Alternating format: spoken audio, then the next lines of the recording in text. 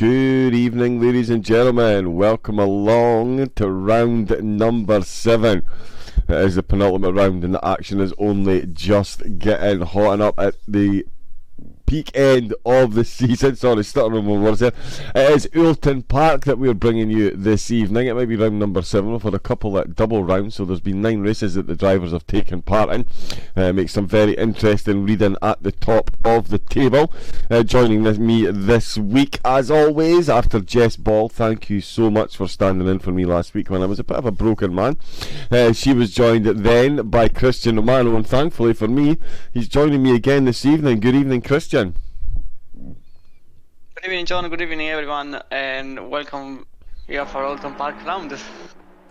Yeah, round number 7 it is, as we mentioned, Oulton Park. As you can see, we've been through Snetterton Laguna, double header at Zandvoort, Mount Panorama, Mazzano, the double header at Barcelona. I missed one of my favourite tracks, and I missed it because I wasn't well. We're at Oulton this week, and then it is the monster Paul Ricard endurance event next week to round out the season.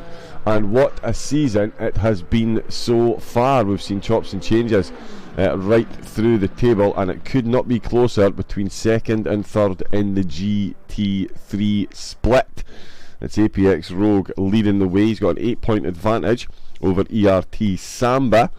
Samba with a 1-point advantage over Iris the Bulldog, who has been quite the sensation since joining in the third round. Hasn't been off the podium, a feat only equalled by one other driver, and he's done it for the whole season. I think we all know where we're going in the GT4's car mentalist.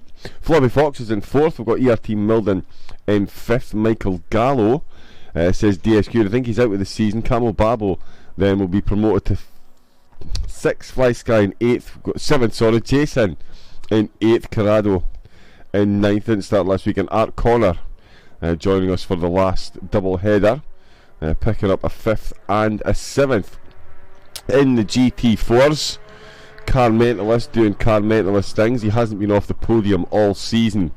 A spattering, a thirds in there too. The rest of them all on the top spot, giving him an impressive 35-point lead over ERT Arno, who's had some decent outings as well. That's 7th, his worst performance so far, but still holding him comfortably 12 points ahead of Philip Bodal in 3rd. Well, we'll say comfortable.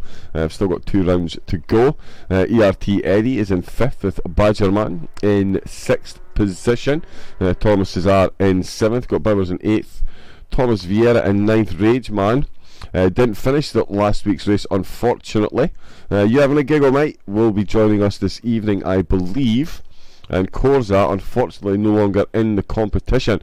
But as you can see, very, very, very close in the 2nd and 3rd position in both of these leagues. There's Floppy Fox in the chat. I've seen Mix 64 as well. TVI E091.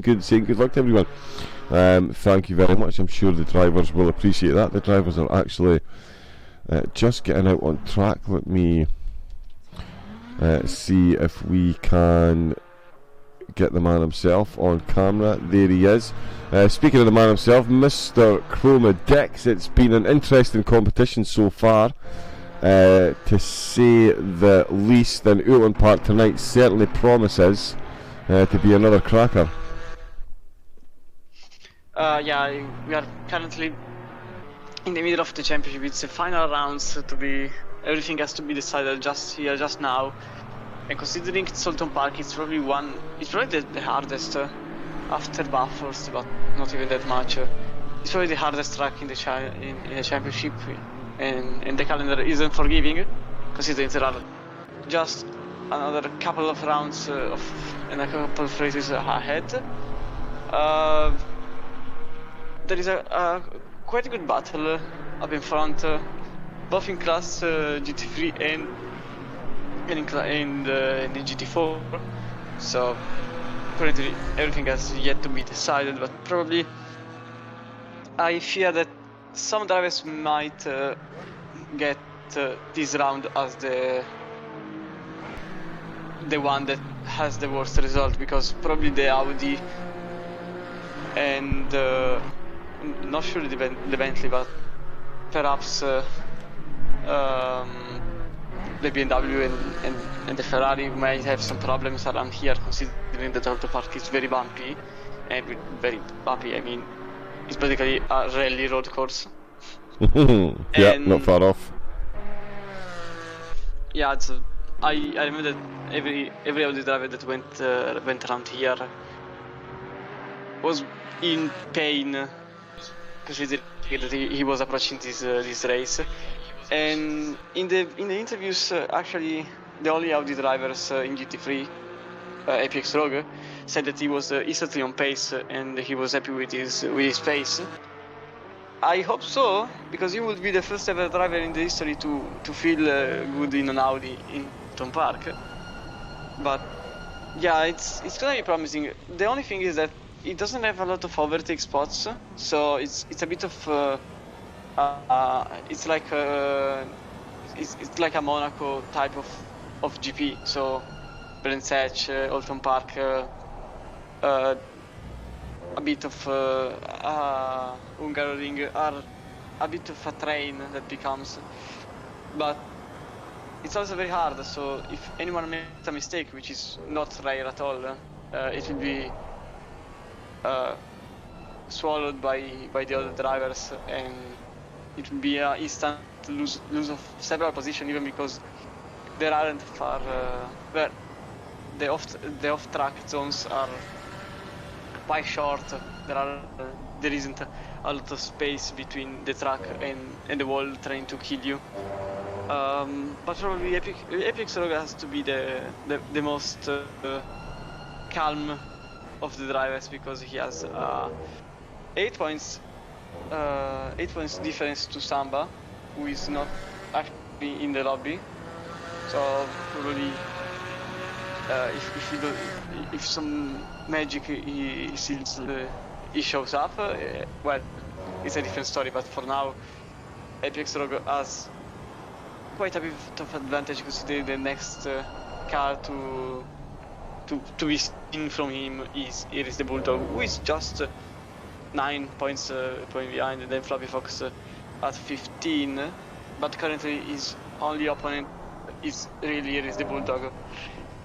And until he stays on track and doesn't destroy anything, he can stay on top of the leaderboard even after this round, considering he's an Audi and it's Oulton Park. It will be a lot for him. Whilst on GT4, Carmentel is basically on another level, and everyone else is following currently. Great effort by RTR Node, who is still trying to get behind him, but at the moment the gap is quite a lot. We are talking about 35 points. So yeah, it's a bit difficult for him to get into P1.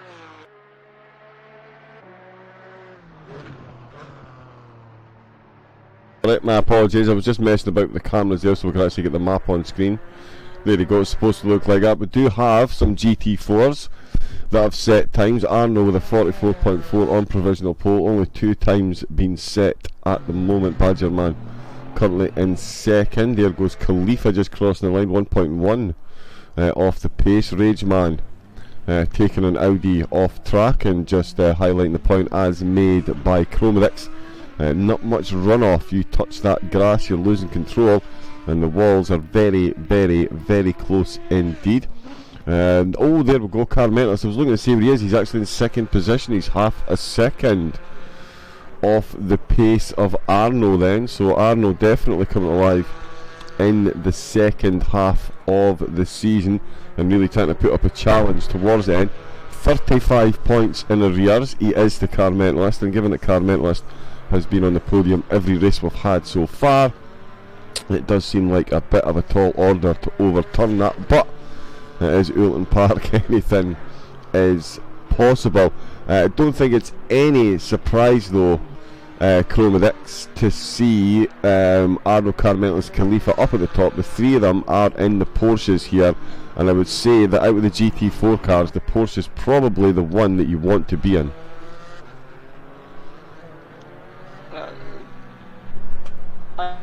didn't hear the last bit. I just did half of the question, sorry. Okay, so yeah, so I was just saying, Arno, Car Mentalist and Khalifa are up at the top of the table, and I don't think that's much of a surprise given that they're in the Porsches. I'd say that out of the GT4s, the Porsche's definitely one that you'd want to be in around this course. Yeah, it's, well, the Porsche, as in GT3, in the GT4 is basically, now I was second ahead of Car Mentalist. Wow, yep. Car Mentalist is way across the line though. Doesn't improve. Ooh, Arno really turning the screw up at the top there. Rage Man's still not set a time, but yeah, the three Porsches. Yeah, that's definitely the car you want to be in for this track, sorry, yeah. Yeah, the Porsche is also, considering in GT4, it's more about the driver than the car and stuff, but the Porsche here is just unbeatable as in GT3, even in GT4. The car still makes a bit of is still a bit of a variable, and here is definitely something you want to be sit on, because, well, that car is phenomenal on brakes, phenomenal on short tracks, and it's a very fun car. Unfortunately, it's not speaking that much because it relies a lot on turning, and if the render is made up of straight lines, it's a bit of a car that gets binned quite well, binned in terms of the chosen car quite easily. And even in GT4 here, it's quite obvious that the right car to be in is the Porsche, and I'm quite surprised by Car Mentalist being a whole second off, especially because, well, we know who he is, but probably he's just taking this round as a bit of a Sunday run, considering there aren't a lot of GT4s, and he has a lot of advantage to the next GT4 car. Close the gap there. Found almost 7/10, but still finds himself 3/10 in the rear. Crosses the line with 30 seconds to go, so he is going to get another crack at it. 27 seconds before the GT3s make their appearance. And Rageman still to set a time, and I think with 19 seconds to go, he's going to... Is he going to get one more lap after this? He's going to need a time here, I think. That looked a bit close to the white line as well. 7.54. Oh, and he's literally just made that, and still no time set. Still no time set for the Rageman. I wonder what's going on there. The GT3s will be, on their way out, flooding out. There we go. So we see Arno then still on pole position for the GT4s with a 44.0. 3 ahead of Car Mentalist, who's in the pits then. So we won't see any improvement there. Can Khalifa or Badgerman pull off a surprise towards the end? Badgerman 2.3 off the pace at the moment. Vieira on a quali ban. Jason is a GT3 car, and there is the Rageman having a bit of a wiggle in the Audi. Highlighted by Chromodix, the Audi. Card carrying killer when it wants to be, and when it wants to be, you don't have much choice in the matter. Arno looked like he ran wide there, so he is going to come into the pits. Khalifa is coming to the last corner now, so he will begin his ascent, looking to make as much time as he can up Deer Leap, and he pulls into the pits as well. So it is Badgerman and Rageman still out setting times in the GT4. What has the Badgerman got? He's got a trip into the pits as well. Fantastic stuff. Rageman then needs to get himself a time set, and he goes off into the grass. So not the best qualifying there for Rageman. He's going to start right at the back of the grid. In 5th then it's going to be Thomas Vieira with the qualifying ban. Badgerman's going to start in 4th, 2.3 off the pace, with Khalifa 1.1 off the pace in 3rd position. And it's Car Mentalist and Arno that are trading places at the top of the pack this week. 3/10 separates our champion, returning champion and champion-elect at the moment. Let's face it, from ERT's Arno. All three cars at the top of the GT4 split are Porsches. Not really much of a surprise.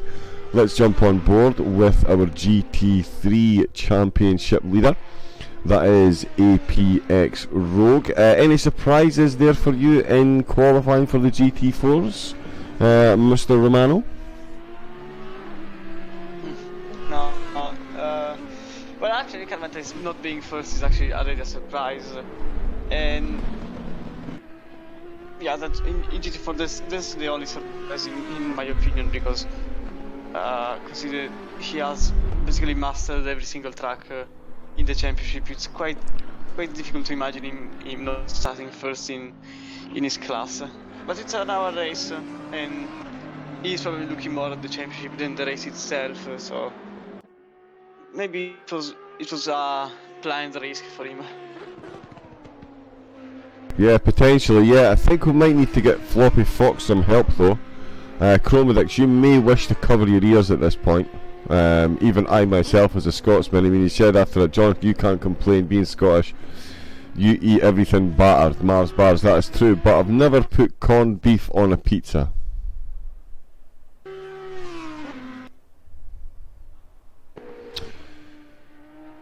Yeah, not really sure there is enough silence just to let that wash over everyone, but there we go, ladies and gentlemen. And he's even driving a Ferrari, so I do have to give him some camera time this evening. Oh well, cool, how we doing? Good to see you, mate. Hello gentlemen, good luck to everyone he's saying as well. Thank you to everyone tuning in. Yeah, the silence is deafening. Was talking for itself, the silence. Yeah, really, I mean, it's not often I'm left speechless, Chromodix, or you. Congratulations, Floppy Fox, on a world first. Let's crack on with some racing while my poor brain still tries to compute how you would even cook such a monstrosity. ERT Milden, 35.6 on the board, puts himself 2/10 ahead of Rogue. Iris the Bulldog, only 3/10 off the top spot. It's going to be battles all the way there. We've got a Lamborghini, still looking to set a time. The Lamborghini, I'm curious. Have you spent much time driving the Lamborghini, my good man? And if so, do you think it's got many characteristics that are suited to a track like this? Because this, as you say, is pretty much an off-road trip for a family picnic rather than a racetrack in some places. Yeah, the Lamborghini is, well, I like to do the similarity to the Audi, mostly because it has the same behavior of loose rear. The only difference is that the Lamborghini has a bit of a the entrance speed is a bit late opposite to the Audi and any other car. It's basically a bit understeery in the entry, and it has the same oversteer reaction as the Audi, so it's great for any driver that has the tendency to start turning too early, which is great. Not for me, because I'm honestly one of the drivers that relies mostly on turning as late as possible, so that's why the Audi looks fine for me. But the Lamborghini is great even for this, and also it has a great capacity of having a good load of dampers, because they basically have a bit more game on the range and on the bumpiness, considering compared to most cars.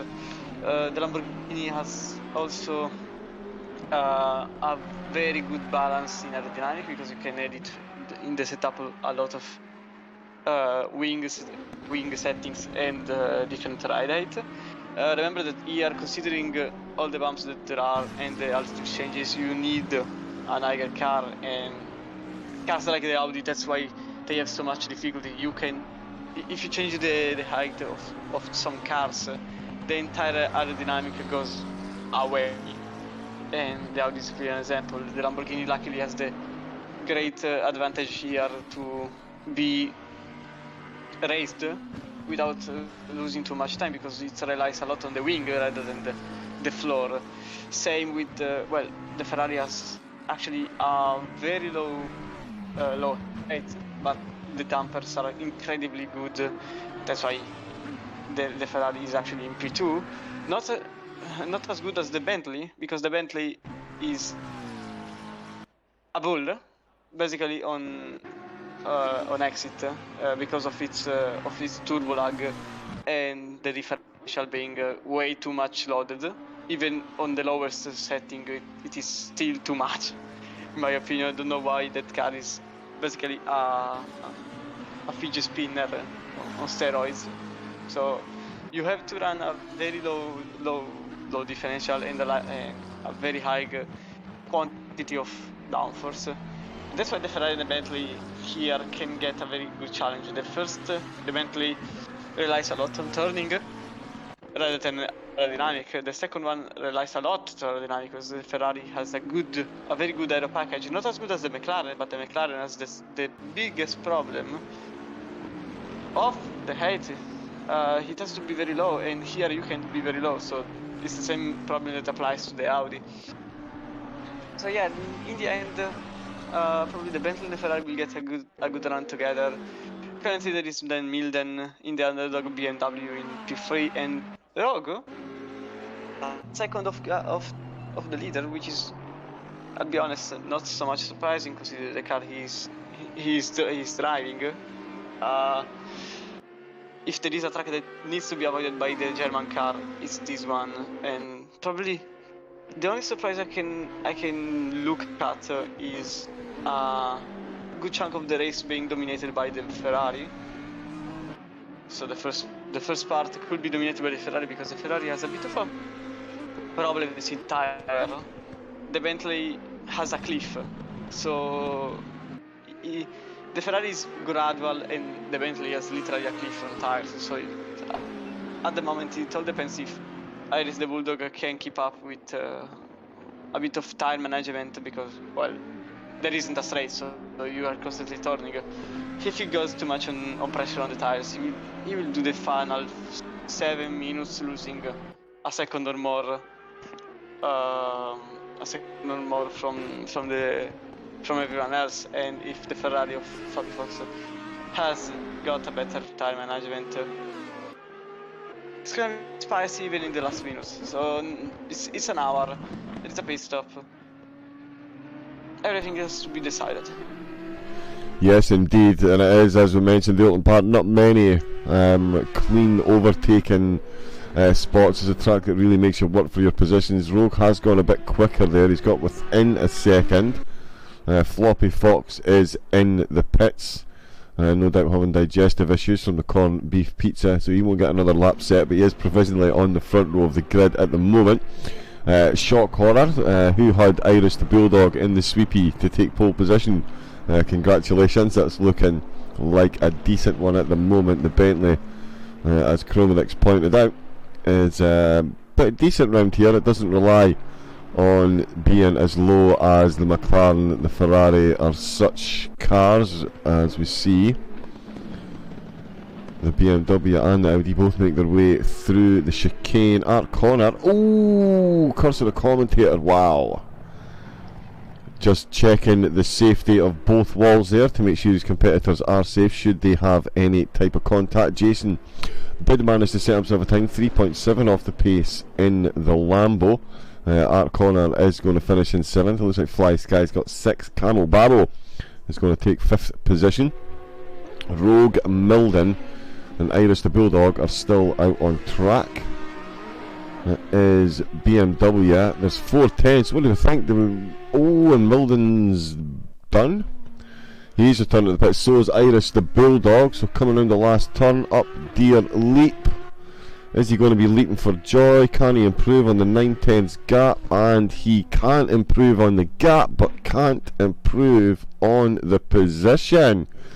APX Rogue Championship leader finds himself on the 2nd row of the grid, starting in 4th, and it is Iris the Bulldog once again with a 1 minute 33.245, 3.5 tenths ahead of the rest of the field. It's Floppy Fox joining him on the front row of the grid.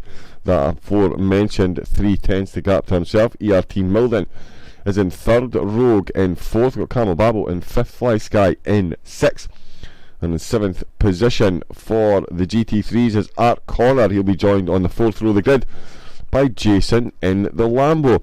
What we'll do, we'll have a quick rundown of the sponsors, and I will fix my notifications because I did see that pop up on screen. That shouldn't have done that. So let's see if I can just fix this. The joys of having a new system.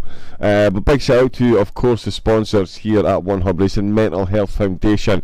Very important to look after your mental health. So please, if you ever are having any issues whatsoever, definitely get on their website and give them a shout. Also sponsoring, we have Vespertine, who sponsor with prizes. We've got SimGrid. You can now jump on SimGrid's website to take part in all the events here at One Hub, which is great to see. Next Level Racing, who of course supply a direct drive wheel stand to the driver who gets the most driver of the day awards in the F1 League. So we've got 3M Sim Racing, who of course donate sim racing gloves. And we have, oops, sorry Dex, why was your slide, your slide wasn't showing there, buddy. Of course, that is the Go and Gets Tough Award. If you finish outside the top 3, take part in all your events and complete all your media day obligations, you are put into a prize draw to win a £25 voucher. And of course, the drivers themselves, the top 3, will win the choice of a £25 PlayStation or Amazon voucher to spend as they see fit. Let me just get us back to some cars on track. There is the car that we're needing. I don't know why that's suddenly done that. The map's gone over there, so that's fine. Bingo. So here we go then. So what do we think? Not got many cars. Over 14 on the grid. Was that 7, 8 GT3s and the 6 GT4s? Chromatics, looking at it, we're saying it's a difficult track to overtake. We could actually, potentially, I mean, we've not seen many issues so far with the GT3s and GT4s. I know round 1 there was maybe a few teething problems for some of the drivers that hadn't done multi-class racing before. But we're saying this track doesn't lend well to overtaking. Could this be an issue for the GT3s and GT4s getting past one another, do you think? It's already enough difficult to get past the GT3. Furthermore, if there are GT4 in the middle of the track. Furthermore, if you encounter any of them in the second sector, because the second sector is made up by a fast right-hander that has to be taken very quick by any car that has downforce, and the GT4 will probably be half the speed. So if you encounter a GT4 there, you're gonna lose a lot of seconds, even because you want to pass them, and then you have like 300 meters before the chicane, and then another 400 meters before the second chicane, which is an uphill section.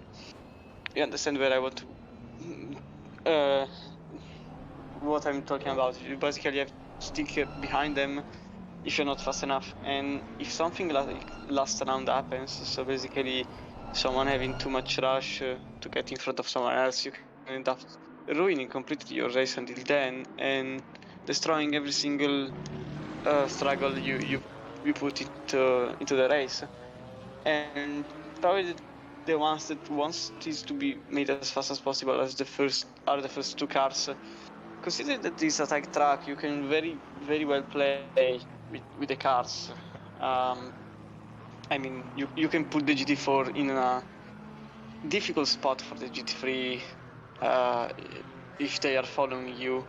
So it's basically, it becomes a bit of a chess game where you have to overtake in a certain spot, keeping behind the one behind you, keeping the gap where you can, and also put a strategy in your overtakes.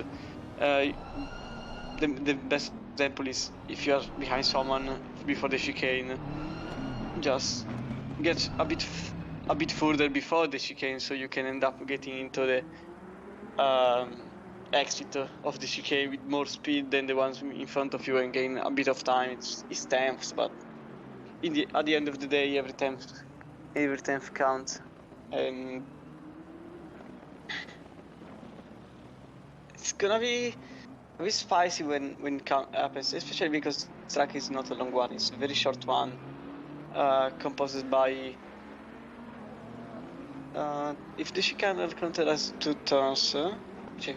I think so. I had memorized it 13, but I'm not sure. Let me check. But I think there are 13 turns here, and the track is very, very short. It's basically the same lap time as tracks like Brands Hatch and etc. So a very short one, and GT4s will be very quick to be approached by the faster cars.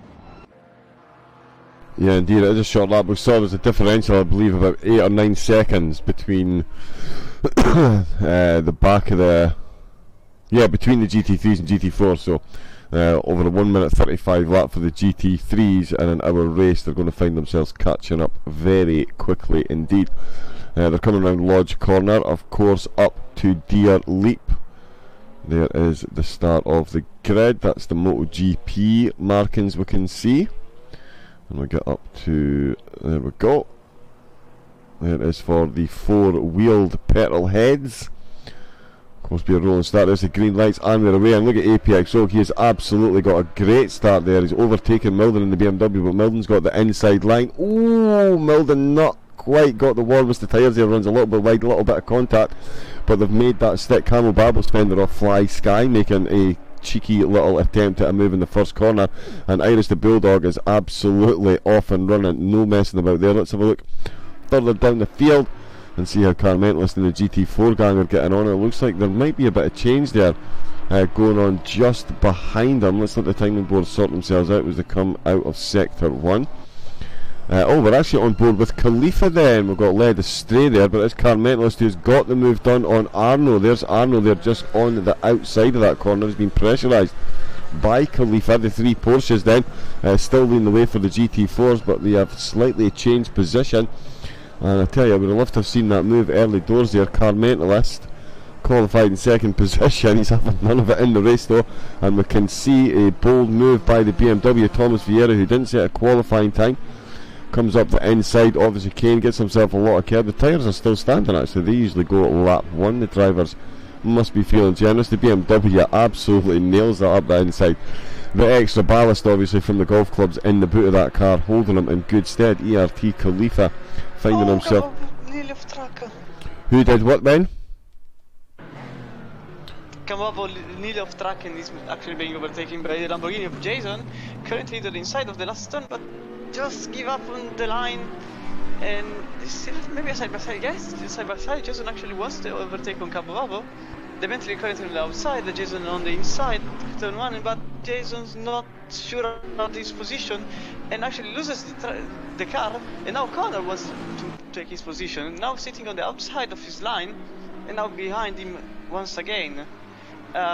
Also, there has been an awful start by the Greek driver on the Bentley, because the Bentley actually was basically still on the line. He didn't move as it was. Oh, Connor is completely gone off track and into the wall. Not enough speed into the wall, but he clearly lost a whole bunch of track and well, a whole bunch of grip more than track. Currently sitting probably around 8 seconds behind his opponent Jason on the Lamborghini. A bit of a usual mistake that has been done in that corner. Iris the Bulldog's not leading the race. No, probably still in front. Oh wow, oh of course, yes. Did I miss that? When did that happen? What? Did that happen right at the start? I was too busy looking down to see the timing box and I didn't realise Floppy Fox had taken the lead of the race. I thought it was what I was saying about the start, because apparently the Bulldog was standing still. Ah, it was Bulldog, right, I thought you said Camel Babo. Nope. Sorry, right, that's why I got confused. I was looking at Camel Babo thinking, right, he's got bogged down there, but no, you meant Iris the Bulldog. Wow, there we go. I'm too busy looking further down the field. I just assumed. But you did say pre-race that the opening stint could certainly play into the Ferrari's strengths, and it certainly seems to be that way. How could I miss that? That's it. I'll be permanently sacked from commentating from now on. So it is the corned beef pizza eating Ferrari driving Floppy Fox that is leading the way here. 2 laps in, 1.3 seconds over the Bentley, driving Iris the Bulldog. Then it's a BMW, ERT Milden. Then an Audi APX Rogue and Fly Skies in 5th, making it 5 separate manufacturers in the top 5 for the GT3s. And Thomas Vieira is on an absolute charge, because I was just about to say it's pretty much the same in the GT4s, but no, says Thomas, hold my espresso. He's got that BMW in between Khalifa and Arno, and he is closing the gap on Arno quicker than Arno is closing the gap on Car Mentalist. So yeah, we could see some interesting changes in the podium positions there. Thomas in the BMW. Actually, yeah, we didn't see how we did the BMW. We didn't get to see the BMW GT4 qualifying, so I just ran on the assumption that the Porsche was the top car here. But this BMW out the blocks in the GT4s, guided by Thomas Vieira at the moment. That's quite some pace he's showing. He's really gobbling up the difference between himself and the Porsches ahead. He could really throw the cat amongst the pigeons here. Yeah, the Portuguese driver is he has a bit of a tradition of launching the car and be as aggressive as possible. So probably his better car in GT3 would be the Audi or the Lamborghini. In GT4 it works because the BMW, I tried it and it's extremely good. It's basically like an Audi in terms of steering and sensations, but in GT4. So basically you have a good input in entry, which is clearly shown by the fact that he's eating every single curb he can find, and he's a bit loose on the outside, which is great if your type of driving style is a bit nervous and a lot aggressive on the tires on the car. Especially this is a reason for him to pick in a lot of risks along the track. He can, because the car actually can do it. The Porsche is a bit more stable. It is a lot loose on speed, on high speed. So yeah, actually the Porsche and the BMW here are very comfortably in a battle of their own, in terms of manufacturers, and also the drivers are in a battle of their own, because actually the current situation on track is the fact that these drivers say, oh, Thomas Vieira really launching the car a bit too far from his opponent on front, which is a node that has been overtaken by Car Mentalist, by the way, on the start. And currently the three drivers are in the closest battle for now, and Thomas Vieira wants to get in first position as soon as possible and then dictate the pace, and so keeping a bit of patience on the tires, because actually he's pushing a lot on these tires. Okay, there is a pit stop in the middle, but you don't want to get into the half hour without any tires are ready. Yeah, indeed, and I know a lot of drivers that are good at their setups. They'll set their tyres to last for half an hour, so they'll but he's having a look up the inside. Thomas is inside. Oof. Oh wow, well held by both of them there. The Porsche obviously going to get the better acceleration with the slightly wider line, or the actual racing line, but Thomas definitely making his presence felt, and letting Arno know that he is more than happy to take second position. And the three of them dueling, and Car Mentalist not exactly pulling away either. He's been kept within a second of these two. Wow, that was from way downtown. And did they actually make contact there? He's given him a flash. I think he was a bit late on the brakes, if I'm honest. We'll let the stewards decide that one. But these cars are absolute tanks, thankfully. No little bits of carbon fibre hanging off the back. The slightest touch, the thing goes loose, and you've suddenly got understeer into some of the left-hand corners, and not all of them, and you can't turn properly in the right-handers, but no such ailments. Who's this? Floppy Fox. Oh, no way. There is a Bulldog side by side into turn 2, but Floppy Fox remains in front. He got a loose moment on turn 1, nearly lost completely the car, but saves the day in very miraculous way. He was basically sideways in the middle of the corner. Wow. So the battle is here. Now there was a constant 1.3 second gap there, but that obviously with that mistake from Floppy has seen him reeled right in by the Bentley. So while the GT4's three-way battle for the lead, it is a two-way battle for the lead in the GT3s. I've got a almost 4-second gap over Milden in the BMW, who's comfortably ahead of Rogue. Oh, close. Get into the inside.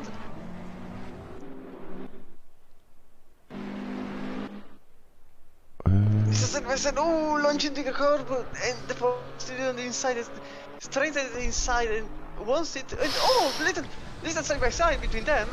A bit of a rally because the Portuguese driver goes out on the grass, and now the battle is absolutely on a fight with swords, not even with cars, because two of them was the same position. And Thomas really wants to pass the Porsche driver into the inside again. He wants the inside on every single turn, but he can't go into the inside. Instead, he goes, and it becomes outside on chicane, but he really launched the car on braking zone. Cuts the chicane for getting a drive-through, track limit, but one is fair for getting a position, and currently stands in P2, now chasing the P1 driver. Wow, quite the battle. Oh, and he's been a bit keen there, and he's lost it, and he's going to have that Porsche come charging out. He's going to have much better acceleration. I thought he was going to be straight onto the back of Carmentalist. Arnold doesn't get as much of a run out of that corner on him as I thought he would there. The BMW, like you say, it really doesn't mind being thrown about, does it? He is having all kinds of fun out there on that track. The question is his tyres going to last at least another 19 minutes? We've got the mandatory pit stop. Now you would think it would be a straight shot split with the weather being the way it is. Nice and sunny for the drivers, so no worrying about crazy changes in the track temperature. So an open season on pit stop strategy. Let's have a look back up at the front of the GT3s. See how Iris and Fox, the Bulldog chasing the Fox then. Can't believe I've not done that joke all season. But it is indeed what we've got at the moment, and it is the Ferrari being chased down by the Bentley there in the background. We can see ERT Milden. So still very much in touch with the leaders, watching them closely. Looking for the slightest mistake. Very short pit straight here as well. Very short indeed, in fact, compared to some of the other courses on the calendar. So you really are going to have to be, the drivers really are going to have to be quick in and out there to make sure they don't lose any time. There is a wayward Audi in the foreground. That is the GT4 car of Rageman, who didn't get... Oh, floppy Fox! More auditions for Fast and the Furious there. Giving it sideways on the way in, and that's not going to be doing his tyres much good, and it's certainly not going to be doing his corner exit speed much good. As we can see the Bentley all over the rear, and we did wonder how easy it would be for the GT3s to get past the GT4s. We're 7 laps in, and here are the race leaders. Oh, and he's gone a bit far off there, didn't quite need to give them that much room. But Rageman well and truly out the way. There's Milden closing in on him as well. And I tell ya, the Bentley is making the... Oh! Rageman actually put himself as a wall into Milden's road. Oh, did he hit Milden? Or bounce off a wall and collect Milden? No, but no, okay. The GT4 Audi was right in the middle of the track when Milden was passing, and he lost about a second and a half, not hitting him. Right, okay. Yeah, that's a lot of time lost. A couple of trips on the grass there to let the GT4s through. Camel Babble and Fly Sky battling out for top 5 honours. The Bentley doing the chasing here. Fly Sky having a couple of connection issues here, but still driving on. A slight bit of crabbing, but nothing too bad. In the McLaren, as we said, these cars that depend on being as low to the ground as possible are definitely going to struggle here. Fly Sky certainly feeling the pressure from the Bentley at the moment. There's Rageman in the foreground. Iris the Bulldog though still on the charge. After holding a 1.3 second gap for a few laps, that little mistake has let the Bulldog back in, and he is all over the back of Fox still. They're only 8 laps into this, 46 minutes to go with a mandatory pit stop still to take, and it's going to be a long race for Mr. Fox if the Bulldog keeps up this pressure. Just looking at the championship as well, Bulldog really will be looking to get a win here. If Rogue finishes in 4th place, that will certainly make the last round more than interesting for the viewers. I'm not sure how comfortable it will be for the drivers. There is the race leader just going up to another GT4. Oh, and he's gone off. That's not car mentalist, is it? No, of course it's not. That was all Badgerman and Aston Martin. And that's Milden made his way through as well. Oh, and they're right on top of one another again. Oh, well, at the moment it's looking to me, Chromadex, he's right up the inside. We're seeing so many moves up the inside. He's going to make it stick. He's going to have the Ferrari right in his slipstream. But Iris the Bulldog, since that mistake by Floppy Fox, he's really got the bit between his teeth and he is on an absolute charge. And yeah, he really wants this race win by the look of it. Yeah, the Bentley driver completely launched the car into turn 1. Obviously they were side by side, so it was safe to say that it was a planned risk, considering it was side by side with his opponent. So good sportsmanship between the drivers. Currently I'm watching P1 and GT4 because there is a battle side by side into the chicane. Carmetes doesn't leave a space as it is the Bulldog did on Floppy, as Floppy did on it is the Bulldog who took the position on him. Good move from the Greek driver. Now the British and the Portuguese driver are currently fighting in the middle of the track, but they have to put the mirrors on because the GT3 drivers are coming and they won't wait for them because there is a battle for P1 in both classes, and both classes are challenging themselves quite a bit. I think there is also a battle in P7. Yeah, P7. Connor and Jason are currently fighting each other, but at the moment the biggest one is Thomas Vieira and Car Mentalist currently into turn 1. Thomas Vieira probably wants to study his opponent before launching the car because he wants to understand where he's faster, where he's slower. Yeah, he's going to need to bide his time and measure his offence because Car Mentalist is definitely no slouch. Of course, returning 2-time 1 hub champion, and he looks like he's going to be gathering a GT4 to that belt as well, considering the 35-point lead he's got over the rest of the field. Even if he does finish second here today, he's been on the podium every single race, and in fact, even though he's been on the podium, he's never actually finished second. He's always finished first or third. So if he was to be overtaken here and finished in second, it would actually be the first time this season. So yeah, that would round out. Oh, and the BMW runs deep on exit and again on the straight. Yeah, he's getting that thing a bit too lively. I mean, that's a lot of time he's spent in dirty air, Chromadex. I know that the GT4s don't have a lot of aerodynamics, if any at all. The spoiler on the back, make go faster, zoom zoom. I think that's how that works. But certainly in the dirty air and that much time in the slipstream, he's going to be going through his tyres more than Car Mentalist is at the moment. And the way he's throwing it about and getting his sideways groove on, that's not going, even in a car like the Bentley, likes the BMW that likes to be thrown about.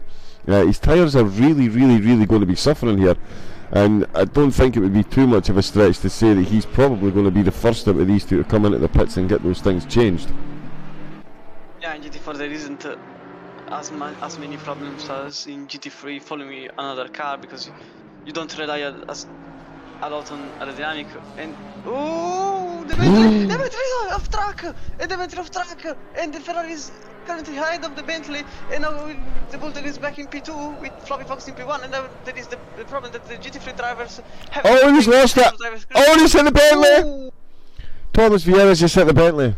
The Bentley lost it coming round the corner. Oh wow. Yeah, I was trying to keep up with a lot of things there, checking the audio, but it looked like, yeah, Thomas Vieira came around the corner. I saw the second stage of that, but Iris the Bulldog came around the corner, lost the back of the car, contact was made. Floppy Fox has given him the lead back, or did he retake the lead there? I think Floppy's given him the lead back because there was an incident going into turn 1 which disrupted Iris the Bulldog, so Floppy obviously didn't take the race as he felt it fairly, although it is... Oh! It's gone from bad to worse then, coming through the chicane, and it's like you mentioned, Chromedix, some of the corners you really do need to take at high speed in the GT3s, and the GT4s, they don't have the braking power, so they're braking a lot earlier and taking these corners a lot slower, and we've certainly seen that play out here. So that has absolutely thrown the championship and the race away off into the distance, and has put ERT Milden into the lead. He is just behind Carmentalist, who's now got an 8-second gap over Arno Thomas Vieira. After that double contact, finds himself in third now with it all to do again. In fact, he is closer to Khalifa in fourth than he is to Arno in second.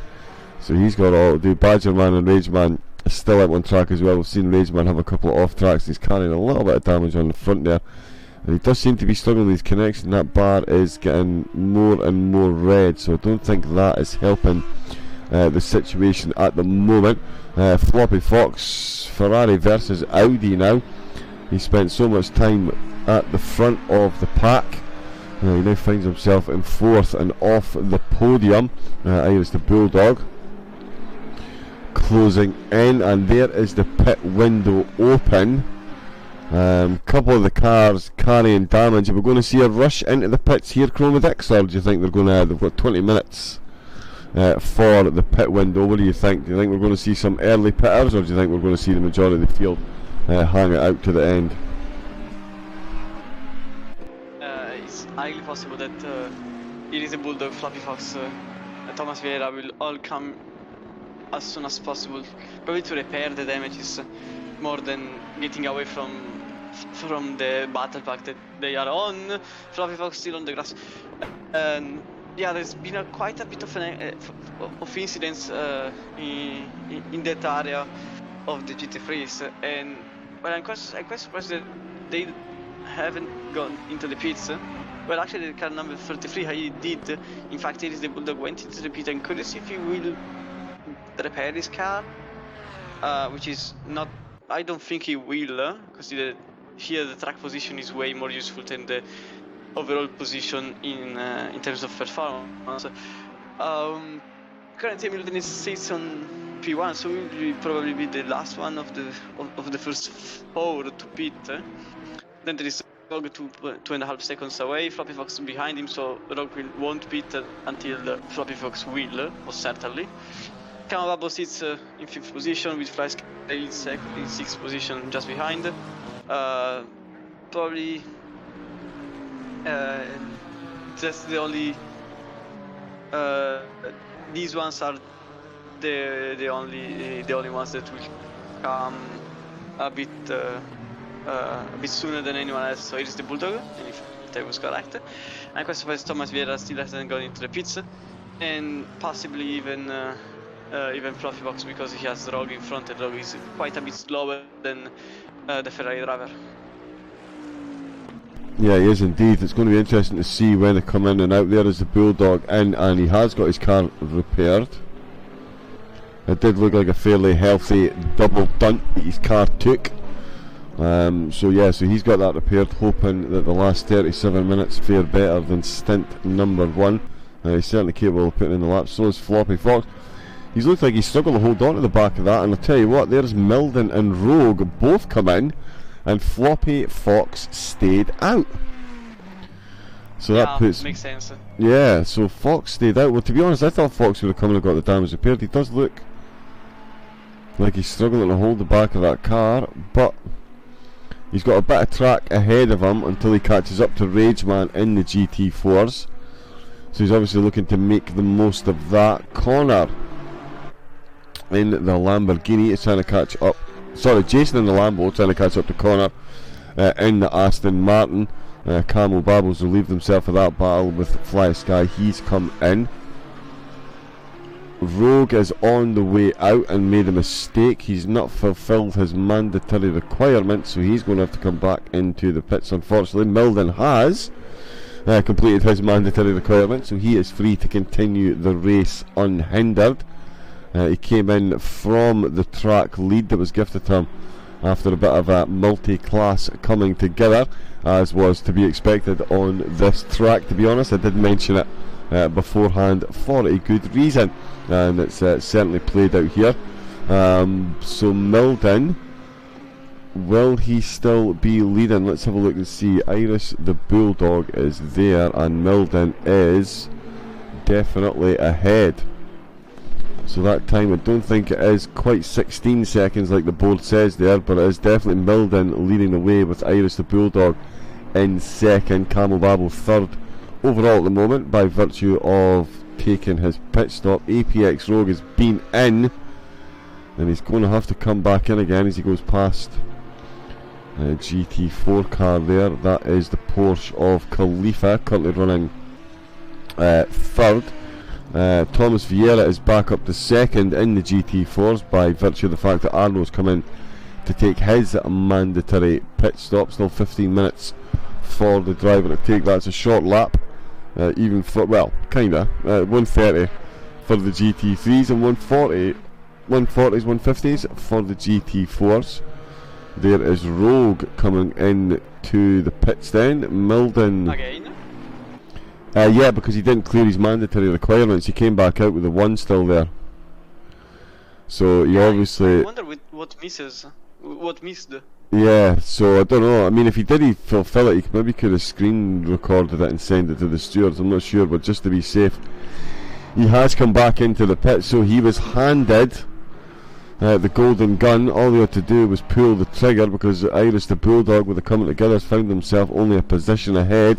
It would have strengthened Rogue's position at the top, but he's had to come back in, and Iris the Bulldog is already coming towards, in fact that's him well through sector 1, that's him coming towards Shell Oil Corner now, so he is well past the pit. So that is going to put Rogue well down the order. Camel Babble, and Rogue's come out again, and he's still got the 1 next to his name, so he's obviously had a pit glitch.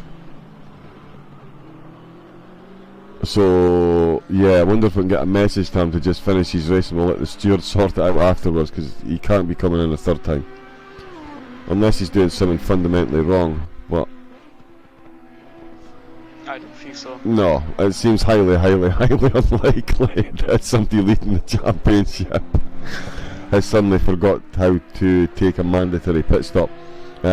Interesting proposition for him though. He's been blue flagged at the moment by Floppy Fox, who is once again leading the race. Oh, he's still going to keep.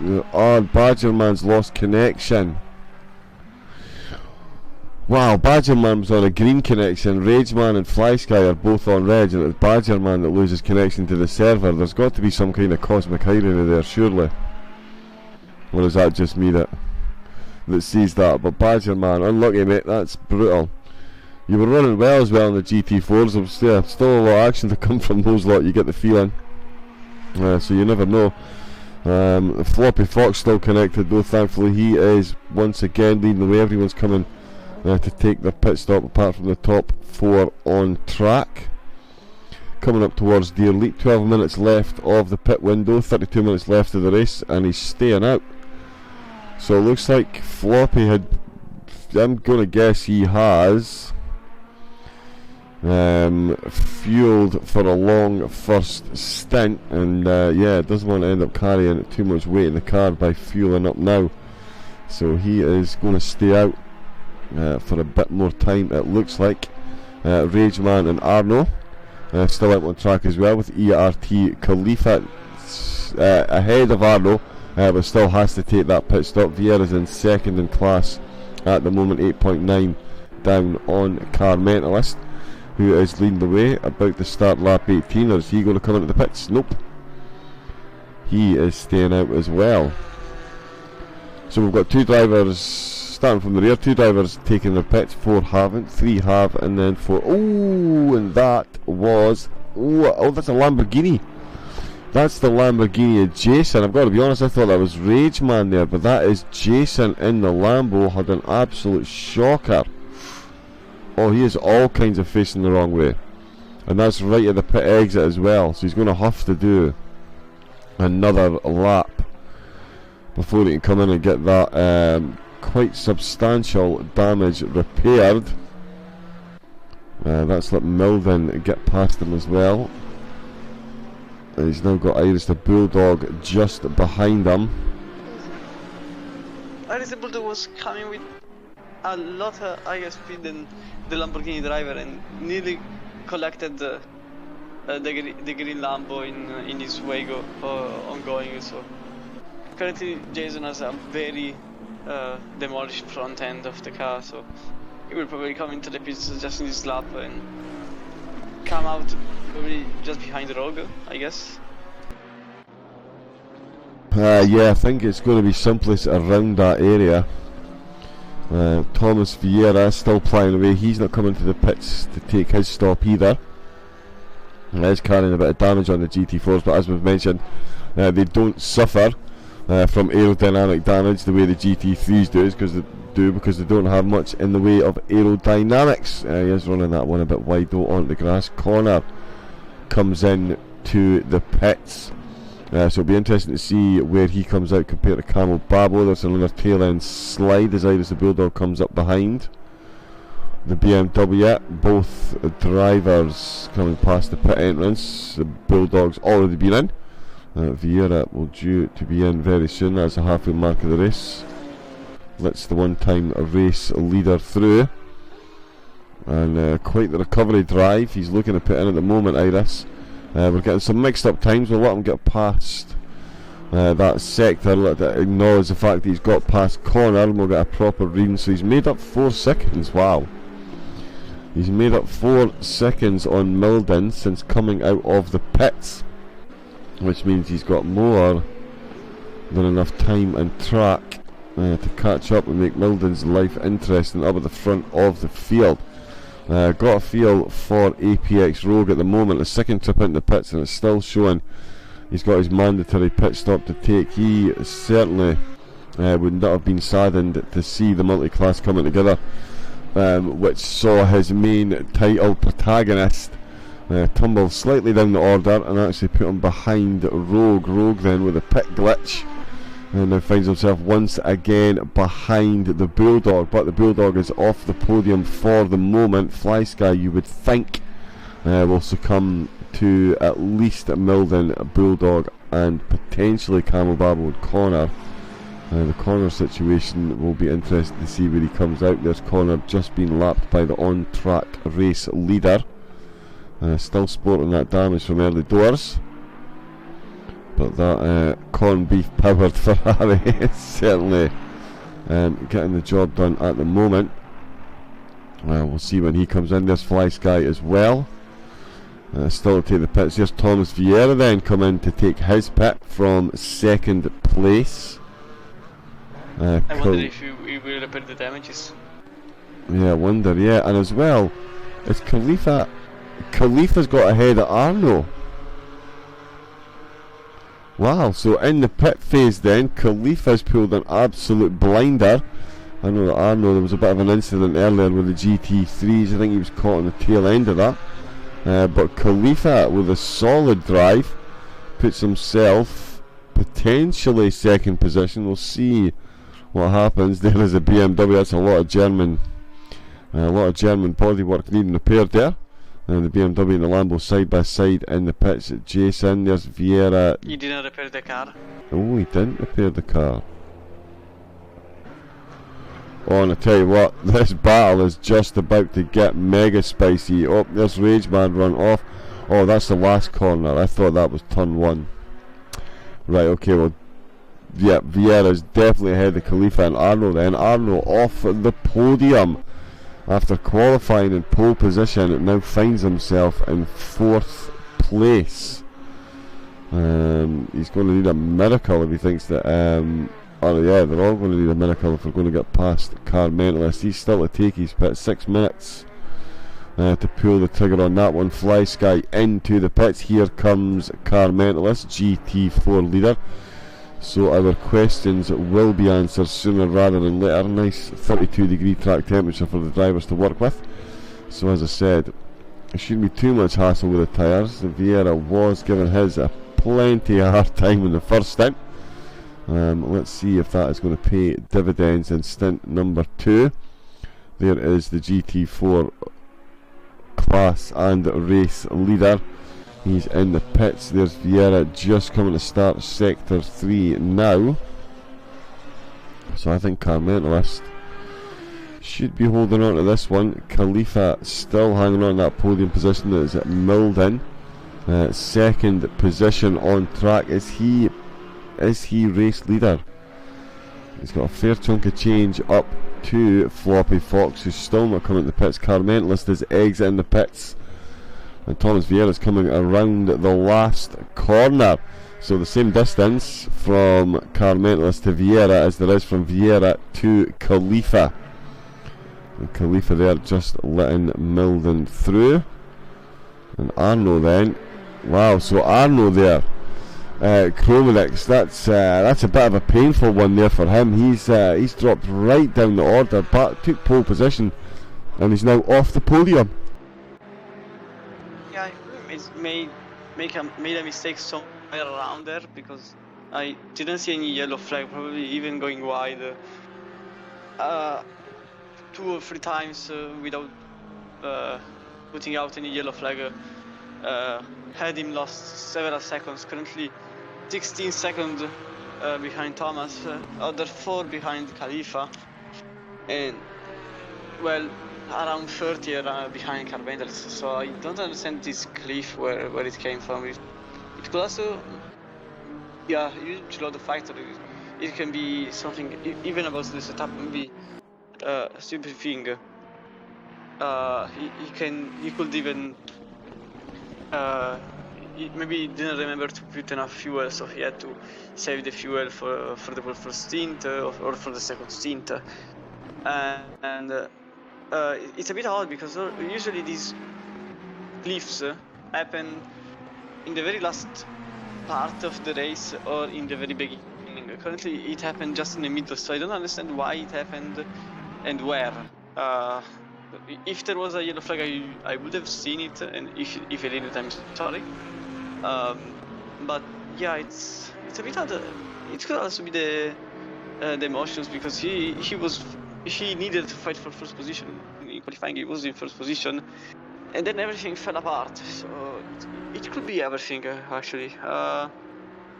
As a driver, when you make a mistake, you tend to do other mistakes. So if you made a mistake 20 minutes ago, if he was nervous about it, which is highly possible, all goes down. It's just a frustrating moment. Consider that Arnaud has to aim for second place in the championship now that Carmentalist effectively has gone. I think maybe he even won the championship with the standings so far. So I'm quite sure he won the champ. Not completely sure, but I have to do some 2 or 3 math exercises. But I think he may already have won the championship if he wins this round. Consider Thomas Vieira is gaining seconds, but not quick enough. He has 20 minutes to go, and currently has to recover 10 seconds from his opponent in front. But Epic Strong is trying again to put away his mandatory pit stop, but I'm not sure if he can. He's got damage now as well. Oh dear. Yeah, he's got a bit of damage on the front of that Audi. Quite, looks like a straight-on front impact. Floppy Fox has come in from the lead of the race, and I tell you what, this is going to be a close one. That is the start-finish straight for the BMW. There on the right, we just caught a flash of the Ferrari, and it is Milden then who has taken the lead of the race. 2 minutes left of the pit window. We've got 2 cars just exit. Oh, the BMW getting a bit lively. He got a bit excited there. He's taking the lead of the race. The BMW catching up a bit of dust, and it's Floppy Fox just been overtaken. Iris the Bulldog not far behind either. This one is going to be an interesting close, and it looks like the Ferrari has not repaired the damage. No, he's not. Didn't. No, so he's just in. But you know what happened? Ooh, In the chicane there's a bit of traffic just in front of Milden. Currently lapping the GT3 and the GT4 in the same moment, so a bit of a problem in terms of timing, because he has his opponent just behind him, and he found Carmenta just in the chicane. He has to go past him as fast as possible, but Ferrari doesn't have anyone in front of him, so he has gained back all the time he lost in the pit lane, and currently sitting just behind the BMW. And well, consider that he just able to repair this car, and now he's 6 seconds behind the Ferrari. But repairing his car, he would have been ahead of the Ferrari, so that was what I was talking about repairing. Oh, the 91 is off track? Yeah, the 91 is off track. Second to last turn. Oh wow, Vieira. He's pushing hard to try and catch up to Carmentalist. He'll have seen that gap drop as the GT3 cars went past the GT4 leader, and I think he's pushed a bit hard there as well, really keen to try and get that race win under his belt. Yeah, he lost 5 seconds. He was 7 seconds behind, and now he's 12, so... Yeah, that is a big ask now to even catch up to the back of Carmentalist. That 12 seconds, never mind then actually get an overtake done. As you mentioned, though, as they did come past Carmentalist, it certainly closed up the front of the field, and Iris the Bulldogs now with 4.5 seconds off the back of these two. In fact, he's just going past Carmentalist himself. There is the pit window closed, 19 minutes remaining on the race, and it is Milden leading the way in the GT3s with Floppy Fox in second, Iris the Bulldog currently in third, Camel Babbles fourth, Fly Sky is in fifth, Art Connor is in sixth, and Jason is in seventh, with APX Rogue having a few issues with the mandatory pit stop requirements. 3 trips into the pit, and our championship leader finds himself in 8th place. For the GT4s, it's been another pretty flawless drive, with a bit of damage on the back of his Porsche there. I'm not sure where that came from, but it's Carmentalist leading the way once again in the GT4s, destined to get himself another trip onto the podium, and definitely looking like it's going to be the top spot. Thomas Vieira has fought valiantly to overturn that, still carrying the damage on his BMW. He is in second at the moment, with Khalifa down into sorry, he's in second at the moment. Yeah, Khalifa is in third in the GT4s, and Arno took pole position in the GT4s and now finds himself in 4th place. And we've had another car disconnect, and it is Rageman, who did have a pretty much full red connection bar. So we'll have dropped one of the GT4s, another one I say, Badgerman as well, which is a bit unfortunate to say the least. Floppy Fox, oh, Iris the Bulldog back to 5.5 then. So that gap stretched back out. There's Gazaman in the chat. How we doing, bud? Welcome along, welcome along. It's the penultimate round, as you well know. We're here at the ever testing, I think it's safe to say, Oulton Park, and it's certainly been a test for the drivers this evening. Multi-class mayhem did ensue in the first stint, but pretty much to be expected when you've got cars of such differing pace in and out the corners. Floppy Fox has definitely shown a difference in pace between himself and Milden. 3/10 of a difference through that sector, in fact, and he's looking to get within a second. It's going to be an uncomfortable drive, I'm sure, for Milden there in the BMW, knowing he's got the Fox hunting him down. They're just going to cross the start-finish line to start lap number 26, and he's found the 10th in sector 3 then, to keep Fox just outside the second. Iris the Bulldog 5.6 down the road, so it is a trip to the podium, and he is 5 places ahead of APX Rogue, so definitely going to be a fairly huge differential in points, with Samba, as Chromedix mentioned at the start of the show, Samba not on track this evening. He's had several trips to the podium. He's in second, a point ahead of Iris the Bulldog, and the Bulldog is in fact 6 points ahead of Floppy Fox, so he will be really looking to hunt the Fox down and get ahead of him. Fox will be able to extend his gap slightly then. Oh no, sorry, Bulldogs, yeah, Bulldogs leading Fox by 6. So yeah, so this will close the gap between those two, and it's going to reel Rogue right back in. So it is going to be a three-way battle for the championship win, right down to the last race, as I guaranteed you all at the start of the series.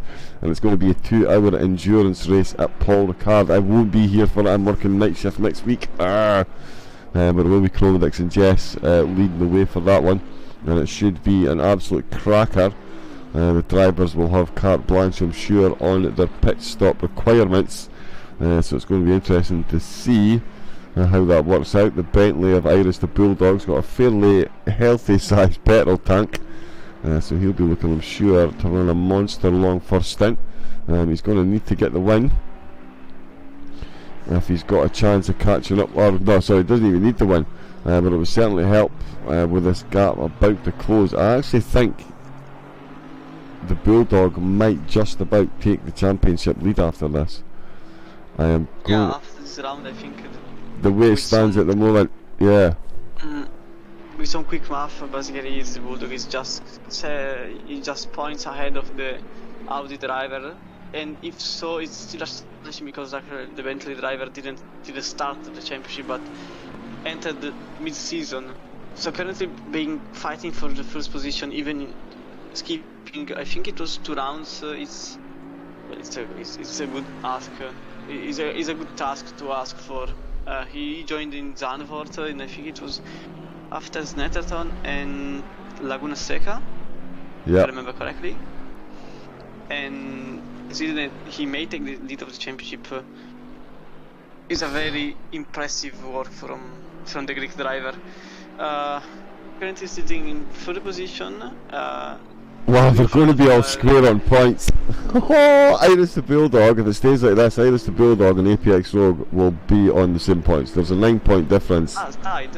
Yeah, it's tied, yeah. Because there's a 9-point difference between them in the championship, and there's a 9-point difference between what they're going to get if the result stays as is. So they will be tied at the top of the table, and Floppy Fox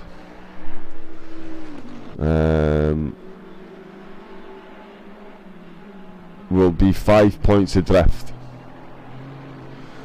So yeah, so if it stays like this, it's going to be Bulldog and Rogue tied at the top of the championship, and Floppy Fox 5 points off them in second. On the bumper of Milden. Oh well, yeah, this would yeah, and Milden as well. Actually, he's a few points behind.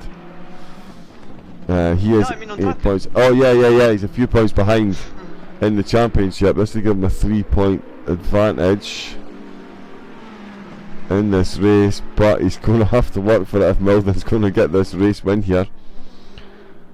Floppy just on the back of all the MX. Yeah, we're just having a wee nosy at that now.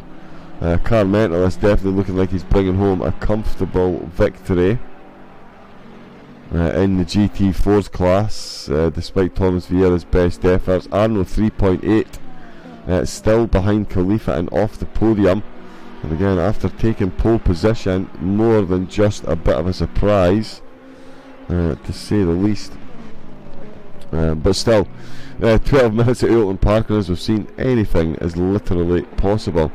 These two are going to battle out themselves, though they've got a nice clear track ahead of them. Definitely won't be catching back up to anyone before the race ends. So it is just down to which one of them can hold their nerve. We can see that Floppy's got a bit of front end damage there, so the car not perhaps performing exactly as he would wish. But Milton doing everything he can in the BMW. And is that the old BMW? Is that the M6 or is it the new M4 he's in? Yeah, because the new M4's not on the PS4 yet, is it? Or is it?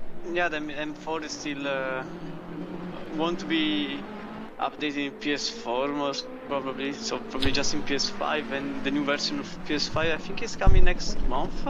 No, it's already out, I've got it. No, the PS5 version of ACC, it's out. No, the newer, I think there is the 1.8 update, right, okay, sorry, yeah, so yeah, so yeah, the version, yeah, the PS5 version is out, but yeah, you're right, the full 1.8 that's on PC, that hasn't quite updated yet. Yeah, they've released enough problems as it is. They really just want to release 1.8 and get fixing that instead of fixing another game. But fixing the mistakes they made. But here we go. Floppy Fox to within a second. And I tell you what, if he takes the win here, that puts him 2 points. It puts him in second place with Bulldog and Rogue still tied in first, but it will only be a 2-point difference. So it really, really, really will go down to the absolute last laps of the Paul Ricard endurance race for round number 8. Irish is getting Irish to Bulldog. Oh, he is as well. 3.1. It's going to be a grandstand finish here, Chromadex. What do you think? I mean, you've seen more of the races this season than I have due to my working commitments, unfortunately. Do you think Irish the Bulldog's got the capability to not only catch Fox, get ahead? I mean, is he still on for the race win with 10 minutes to go, or is that just overhyping the phenomenal debut season that he's had here at One Hub? Well, he had an astonishing season. He arrived from nowhere, started to win Zandvoort by several seconds, put a challenge to any drivers in this league, and the only race he had with difficulties has been in Misano. And currently he is in P3, he is 3 seconds behind his opponent in front, but the problem is that you can't just be fast. You have to have control of your car, overtake abilities, and race pace. Currently, even the Ferrari driver in front of him, who had an astonishing rise in terms of performance from when first time I knew him around a year ago. He's improved massively from that point on. He's currently behind Milden on the BMW and is several laps behind him, and the problem is that the dirty air exists, and even if now he's very close to his opponent, you have to overtake here, and the Floppy Fox maybe wants to go into the outside. No, he can't. It's too tight. Unfortunately, this track has this little problem of being a Monaco with grass, just like Brands Hatch. And Floppy Fox really has to invent the overtake spot, and he can't just launch the car. There are probably 2 spots in the whole track. Floppy Fox now wants to get into P1, maybe the chicane, but there is a Porsche in the middle, and he has to sit behind him. That means that the Bentley driver behind him will gain some seconds to the Ferrari driver. But as I said before, you also have to overtake. You can't just put yourself behind and get in front as nothing. You have to commit to an overtake, to the risks, and to accept the fact that it may end in the worst possible way. Currently, Floppy Fox is 1.3 seconds, and it is the Bulldog is 2.2 seconds behind. Both of them have had an astonishing season, with it is the Bulldog being the newcomer of the season, and Floppy Fox being a bit of a more senior driver in the series.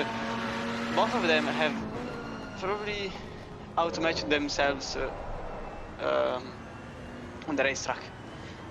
The championship doesn't speak completely on Floppy Fox's favor, because he has some points of difference, but it's mainly because of the DNF from Barcelona. He had to DNF the first race in Barcelona, otherwise he would have been around 30 points, no, 20 points in front of where he actually is, and therefore he would have been a contender for the leader of the championship in this race. He has to wait for Paul Ricard to put his name in front of anyone else and hope for the best, but currently between it is the Bulldog and Floppy Fox, I don't know where my money will go.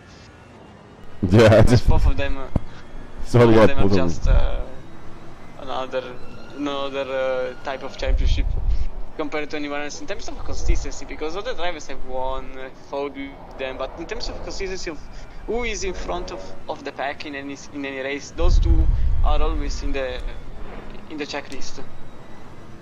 Yeah, definitely are. And actually, if you want to talk about consistency, we'll give Milton a shout out as well on this one. This season Milton has finished 3rd, 4th, 5th, 4th, 5th, 4th, 4th, 5th.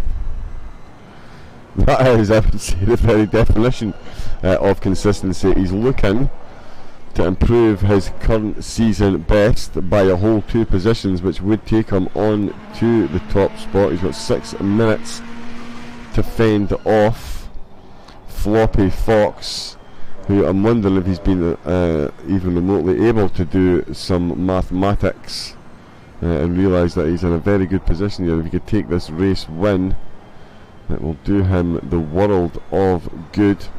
That 6-point difference in points will completely eradicate the difference between himself and the Bulldog, actually.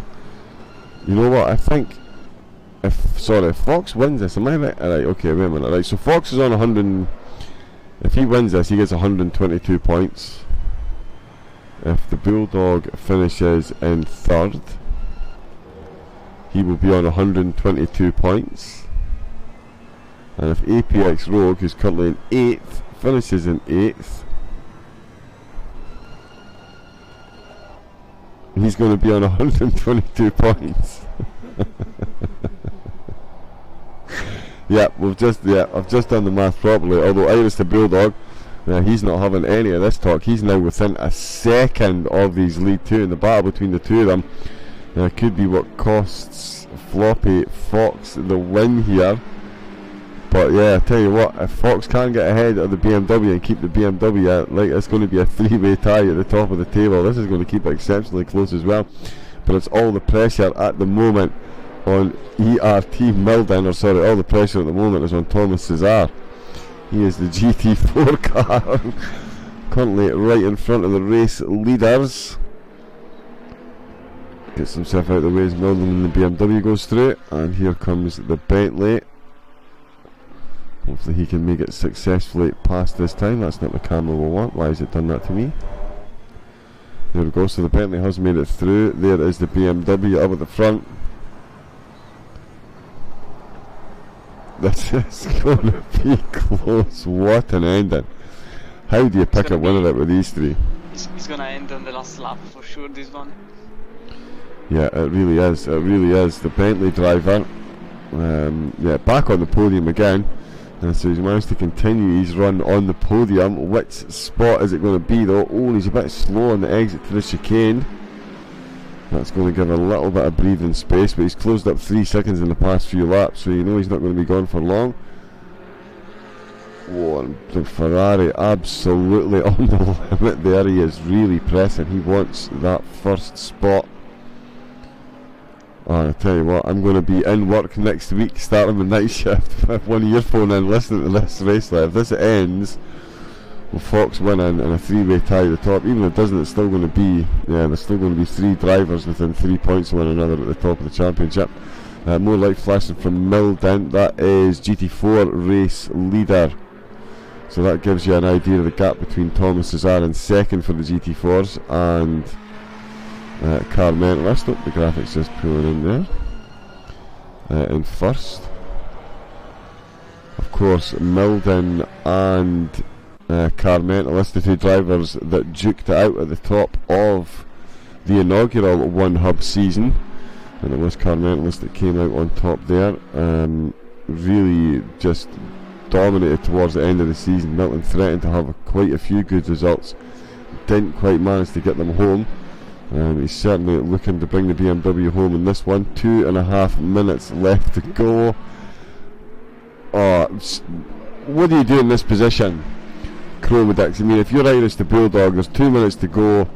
You're going to get yourself back on the podium. It's your inaugural season. Like you say, if you're committed to an overtake, you're committed that it could potentially go wrong as well.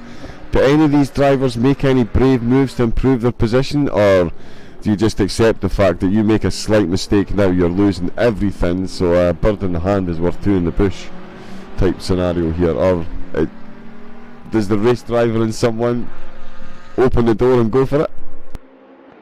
No, in this situation you just sit behind. You can't force your way out as normally I would do.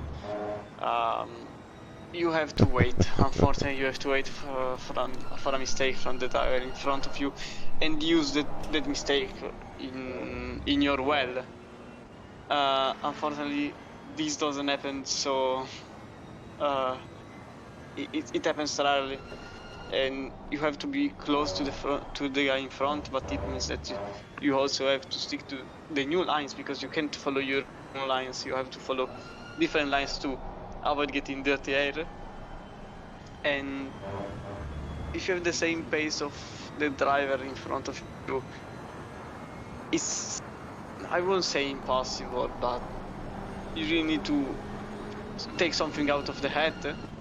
Flavio is trying the outside since minute number 20 to go, and it won't work anywhere soon, probably. If you're in the chicane, the only thing you can try is taking a different line and get a faster exit, but even then, there is a curb inside every time that upsets your car, and there is not much space towards the next braking spot. So in this situation, you just have to wait. Unfortunately for Fluffy Fox and the dog, Milden could win the race just by standing there without making any defensive move or anything, because here it's basically impossible to pass unless you are absolutely slow or you do a mistake. So currently Fluffy Fox just have to hope, even because I don't know if Milden will cross the line in time for another lap. It's maybe the final lap. Yeah, I think it will be actually. Oh, and they've all run wide on the last corner. It's going to be a drag race, and it is. I thought there was going to be another lap as well, but there isn't. Another lap. Oh, there is another lap. There is another lap. There is another lap. Right, okay. Yep, yeah, there we go. Made the mistake because he thought the race was over. Oh, wow. Oh, that was nearly costly. I'll tell you, that's brought Iris the Bullblower back in there. He made a mistake on the last corner. Oh, and look at that. That is pretty much... made a tremendous mistake of thinking the race was over. Oh, so he weaved across the line, and now he's giving himself a lap of absolute torture then. Floppy Fox won't be looking to be forgiven. Oh! Little touch between the Ferrari driver and the better driver. Oh yeah, a little bit of a touch in the shell oil corner there, and that is handed Milden the race win. So the battle between these two in the championship will be separated by 2 to 3 points going into the last race. They're going to be separated by a couple of seconds after being so close. A little bit of contact from the Bentley. Eased back up, gave the position, but that is, as we can see, Milden is absolutely flying now. His rear view mirrors are clear, and he is looking to bring home his first race win of the season. He has had, as I mentioned, a couple of one trip onto the podium, race 1 in fact at Snetterton. So doing well at the British tracks this season. Coming up towards Deer Leap, the Ferrari still having to defend in the background there from Iris the Bulldog in the Bentley. And we'll watch Milden cross the line, and we'll watch the board. Fox, wow, just gets it there in a drag race. Congratulations to the BMW driving ERT's very own Milden. Congratulations on a well-driven victory. Floppy Fox takes second, Iris the Bulldog in third. Camel Babbo is going to take fourth position with Fly Sky in fifth. For the GT4s, who haven't done much coverage for the end of that race, but they did get themselves a bit spread out. Car Mentalist takes yet another victory here on One Hub Shores. Phenomenal stuff there for him. Thomas Vieira, after a very lively drive in the BMW, lines up those back tyres, gets himself into the pits. Nice fresh car. He is in second for the GT4s, and it's Arno who did make his way back past Khalifa then. So we didn't see that, but Arno did get himself back on the podium, qualified in third place, and qualified in first, sorry, took pole position in the GT4s. Give your head a shake. And yeah, managed to get himself back onto the podium then. I mean, Khalifa finishes in fourth. We obviously had a couple of drivers disconnect, and APX Rogue, we saw that, mate. That was heartbreaking. I was screaming, don't come back in the pits, just drive, just drive. But there is the final classified results. after what can only be described as a very, very, very eventful race. And yeah, APX, we saw that, mate, the pit glitch. Absolute nightmare. Let me just quickly jump in here and grab some of the information that we need. But yeah, that was pretty much what we were expecting. It has to be said, Chromedix, with Oulton Park certainly living up to the hype that it's not an easy track to overtake. Yeah, unfortunately for Rogue, it has been the worst possible race. Destroyed even more by the pit lane problems. Milden is actually the outcome of what happened in the problem with GT4 cars and GT3 cars in the middle of the race. And it is the Bulldog is pretty happy, I think, with his placement, considering Rogue is nowhere around, and now they are tied in the championship, as you said before. And GT4, I think it's over with Car Mentalist winning everything. And yeah, that summarizes a rally in England rather than a racetrack. Yeah, it really does. So I'm just capturing the full results here. Yeah, Ro, keep the language a bit clean in the chat, please, bud. Thank you. I know it's frustrating, mate. It really is. The pit glitch. Like I say, I was here. Yeah, completely feeling for you, mate. That's it is an absolute nightmare. But oh, that's not even what I'm looking for. That's what I'm looking for. There we go, and of course that's disappeared. So there we go. Connection failure. Haha! Excellent. Floppy Fox in the chat. He's got a killer setup for Paul Ricard. Bring it on. There we go. He's giving it the full excitement. Driver of the day, Chromedix. That is a tough one, my friend. What do we reckon? Who are you going to throw your hat in the ring for? I think I'm gonna go for Milden, because he just showed that consistency wins over speed itself.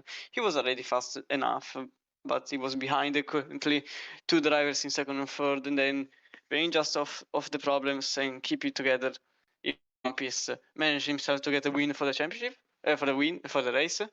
And my question for him is if how much he struggled keeping behind Fluffy Fox for a whole third of the race. Yeah.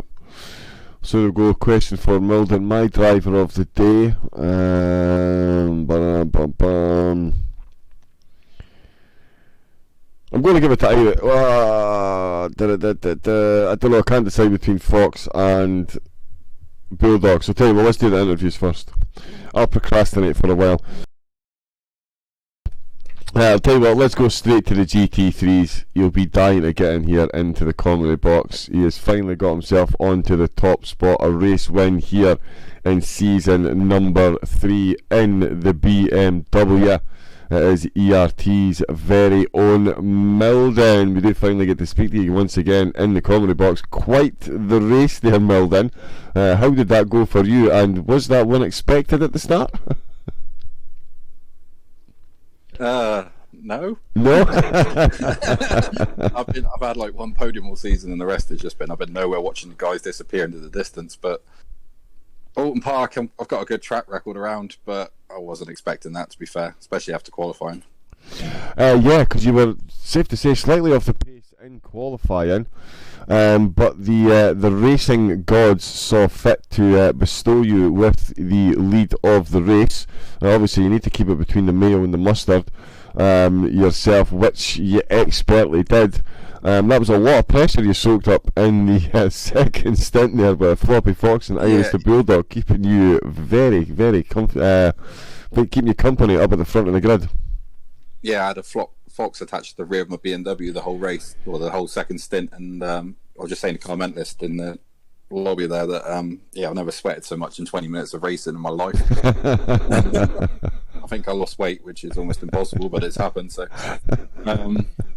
yeah, that was crazy. I mean, I didn't think I'd be able to hold on. The car's so tricky anyway, and then on a bumpy track like this, it's every time you turn in the back's trying to swap ends with you, and I was constantly changing the brake bars and that, and I saw that. So I guess they had a collision. Floppy did the right thing and waited, I take it. Yeah, we're going to have to get a proper look. There was a GT4 car involved as well, and there was a couple of little taps as well. But yeah, so there was a GT4 car got involved. Couple of bits and pieces going on. So yeah, it'll be interesting to sort out. But yeah, there was definitely Fox was carrying damage. He drove with damage the whole race pretty much. That was my guess, that he pitted just for tyres and that he'd probably be carrying damage, and that was my hope, because I think if he had a fit car, he probably would have found a way past it somewhere. I don't know. I was just trying to park in the middle, knowing how wide my car was. I thought he's going to have to go on the grass to pass me. So. Yeah, make him work for it. Codex, do you have any questions for Milden? Why did you choose the BMW? To impress you, obviously. Why? It's basically you're driving a rock. Yeah, I know, but it's a fast rock on down hills.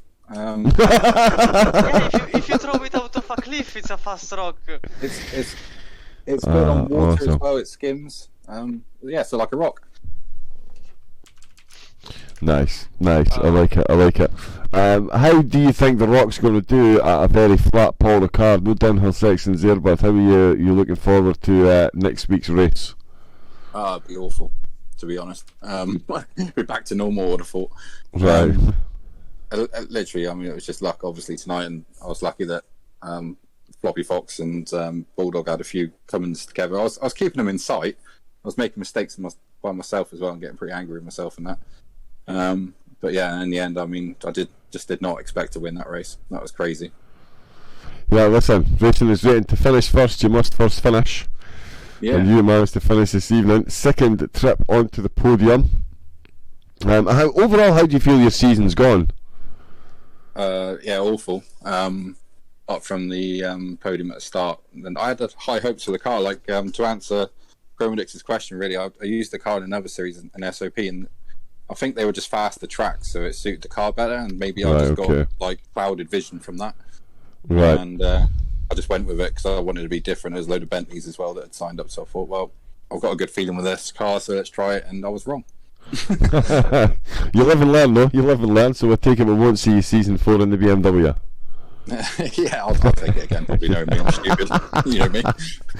Quality. Love to hear it. Well, listen, Milden, it's been an absolute pleasure watching the race this season, and it's been phenomenal getting you in the comedy box. Good to see you back on the top spot here at One Hub Shores, and all the best for Paul Ricard next week, and of course the no doubt season 4 of ACC that One Hub will be bringing. Yeah, I just want to say thanks to you as well, and Chromedix and Jess as well that does the commentary. Obviously, I don't know whether I'll be speaking to you again. Probably not, because I won't win Paul Ricard. So you never know. You didn't think you were going to win the Oulton Park Party, and yet you're what are. Thanks for all the seasons that you've commentated on. It's been amazing. Cheers, brother. Appreciate that. Thank you. There we go then, ladies and gentlemen. It's two scholar and a gentleman, and not too shabby behind the wheel of a car either.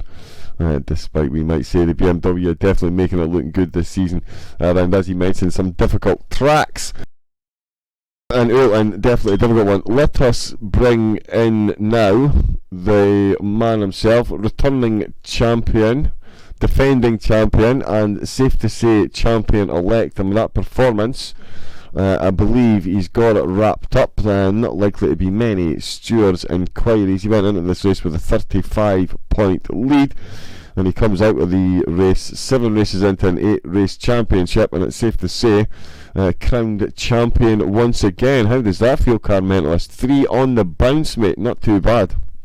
Yeah, I'm just trying to get it confirmed at the moment in the chat, in the Discord chat and stuff. But yeah, it feels great. Feels really, really good, especially going into a double points race and knowing that I have wrapped it up before the double points race is is next week double points? I think so. Yeah, I think it's double points. Oh wow! I think I heard it's double points, but I think it is. And right? It is, yeah, I haven't looked at that properly because I'm not commentating that race. I'm going to be a fan watching that one. So. Yeah, and I think it is. But even if it is double points, I think I've got it by 1 point. So yeah, really, really happy. Super happy. Done by 1 point. Yeah, so let's talk about the race then. There was so much action up at the start, and then you guys, it was a real battle between those three Porsches, and then Thomas Cesar came in to say hello. That was, I mean, that's got to be one of the most action-packed races, or certainly action-packed first stints you've had here in the GT4s. Yeah, it definitely was. It was a bit, it was definitely interesting at the start of the race. I got the jump on Arnold at the start, which was nice. And then, yeah, saw Thomas coming in my rearview mirror. Thank God he couldn't qualify today, because if he was able to qualify, he would have just run off into the distance. He was so fast. Yep. Yeah, he caught the back of me, and then just as he caught the back of me, the GT3 cars caught the back of us, and it kind of split us up. And then I think he had a spin or something, or an incident with one of the GT3 cars, which kind of took him out of play. So I got lucky in that sense, definitely. It was a really interesting start to the race.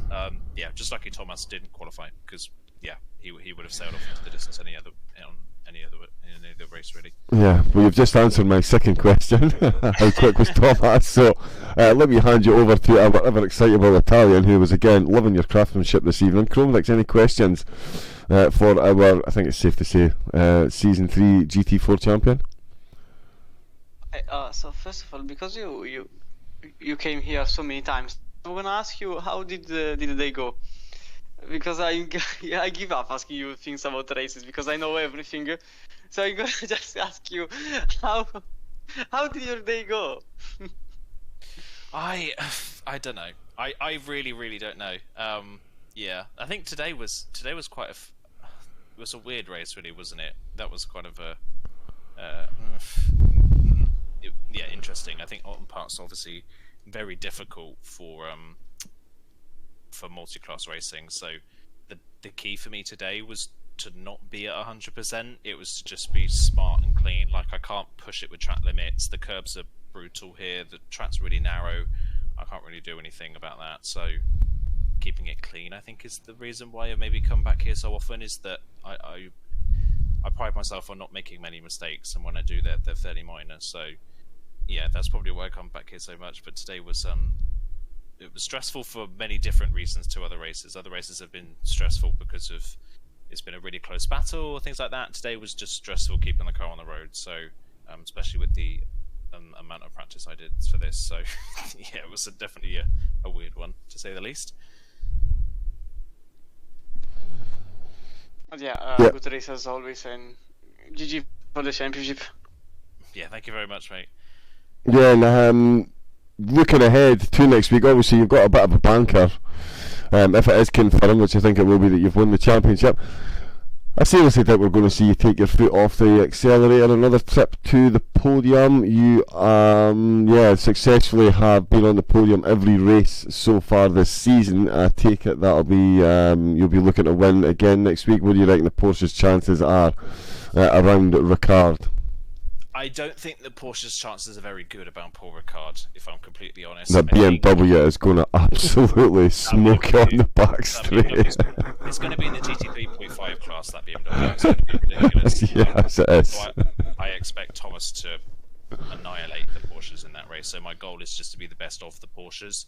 Okay. And that should hopefully get me a podium, whether it's second or third. Depends if Eddie turns up. If Eddie turns up, he's obviously the other driver in a BMW. Yep. Can't remember which race it was earlier this season where the BMWs were really fast.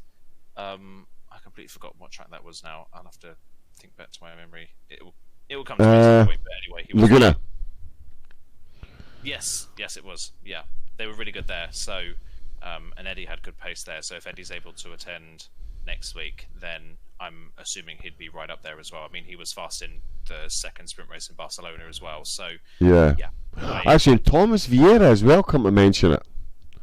Yeah, Thomas Vieira, he'll be fast. Yeah, I fully expect Vieira to dominate that race completely. Yeah. I would be shocked if anything else happens. So my goal is to get on the podium. My goal is not to win that race, because I know I'll be let down. The BMWs would just be so fast there. So yeah, just keeping it as the best Porsche is definitely the goal. Yeah. Yeah, well, it's like I say, I'll be at work on night shift, so I'll be listening in as a viewer. I absolutely cannot wait to see that one unfold.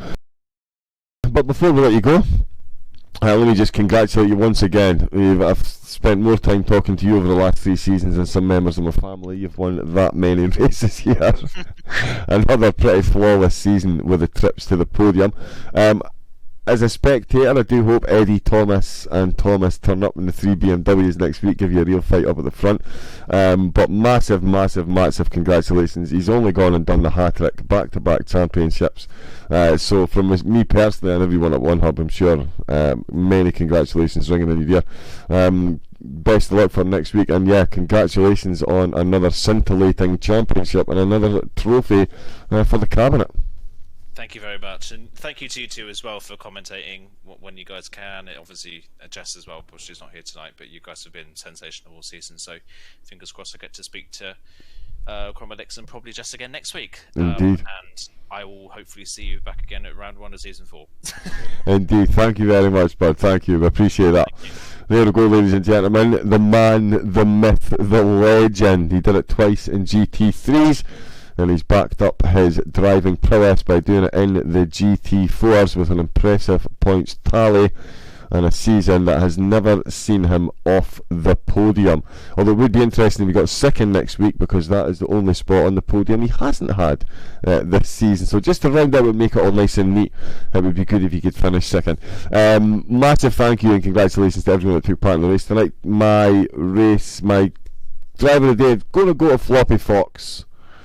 And I'm going to ask, did you think, even with the damage the race win was on, coming into the closing stages?